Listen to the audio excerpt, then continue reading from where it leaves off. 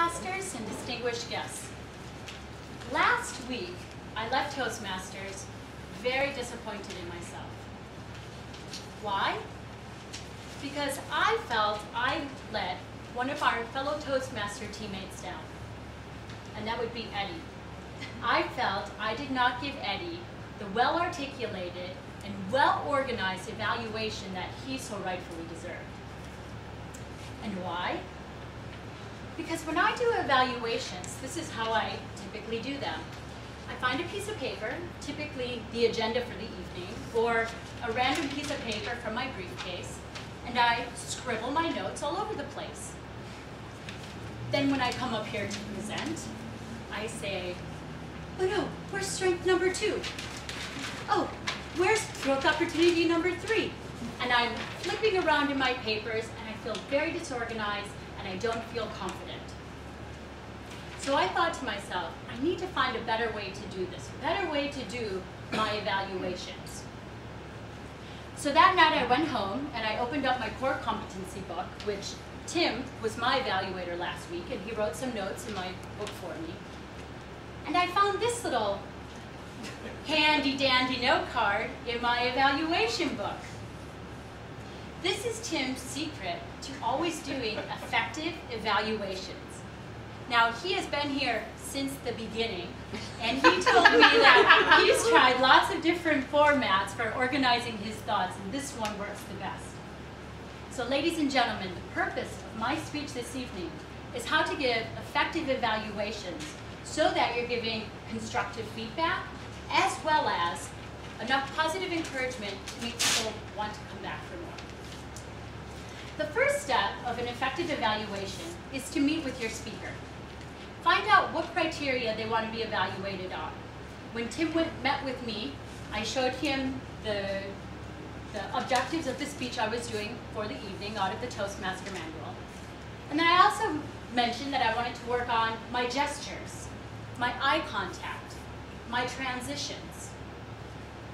So once we went through all that, it was then time to execute the evaluation. Step number 2. Clearly, the execution is going to take place when the person, the speaker, is up here talking. But as the evaluator, I want to walk you through this little note card. I know it's a little bit difficult to see, but I found this to be so effective, and I'm going to start using this going forward. So the Tim Wilson tool that I encourage everyone to use is first, put the title at the top. This is a nice thing for people to take home, and if it has the title, they can reference back to it later on. Next, he has the intro. Some key points about the intro, if it was impactful, ways to do better. Then, he lists out the strengths. 1, 2, 3, just like you should do when you come up here to present, to deliver your evaluation. 3 key strengths with evidence and ways to build upon those strengths.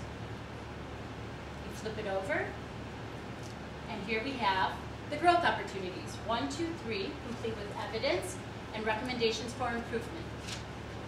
And we have conclusions, final thoughts, if my presentation was effective, etc. And this is a really good part. Down here in the corner is how Tim effectively summarizes his evaluation. He lists his strengths, 1, 2, 3, the growth opportunities, 1, 2, 3. So instead of being disorganized and having your notes all over the place like this, you can use Tim's tool, handy dandy note card tool, so that when you're ready to move into step 3, the delivery of the evaluation, you have it all right here. And it requires very minimal prep time to take your thoughts from the card and articulate them to the audience. Now, let me go through a few things that I've noticed about Tim when he's doing the delivery. The first thing I've noticed is that he does a reaction. And the reaction is always very positive and honest, but it really draws in people's attention. The second thing I noticed is that right off the card, he goes to the strengths. Also right off the card, he goes through the growth opportunities and recommendations. Then he says, in summary, your strengths are humor, stories, eye contact. Your growth opportunities are hands, pauses, and transitions. He makes it so easy to articulate everything so easily. The final thing I noticed Tim does during his delivery of evaluations is he ends on a positive note. I still remember when I finished my speech, when he finished his evaluation on my speech, he said, "It was a very humorous speech, and I learned from it. So going forward, I can be culturally more aware." That made me feel like $1,000,000. I knew there were things I needed to work on, but I also left here feeling like a success. So remember to always end on a positive note. In summary, the 3 things to do for an effective evaluation are: 1, talk with your speaker and make sure you have the criteria to evaluate. 2, execute the evaluation by using the handy-dandy note card. And 3, deliver the evaluation using the note card and ending and finishing on a very positive note. By following all 3 steps, you'll be able to not only give constructive feedback, but also to make sure that your speaker leaves here feeling very positive and ready to come back the following week for more. Mr. Toastmaster.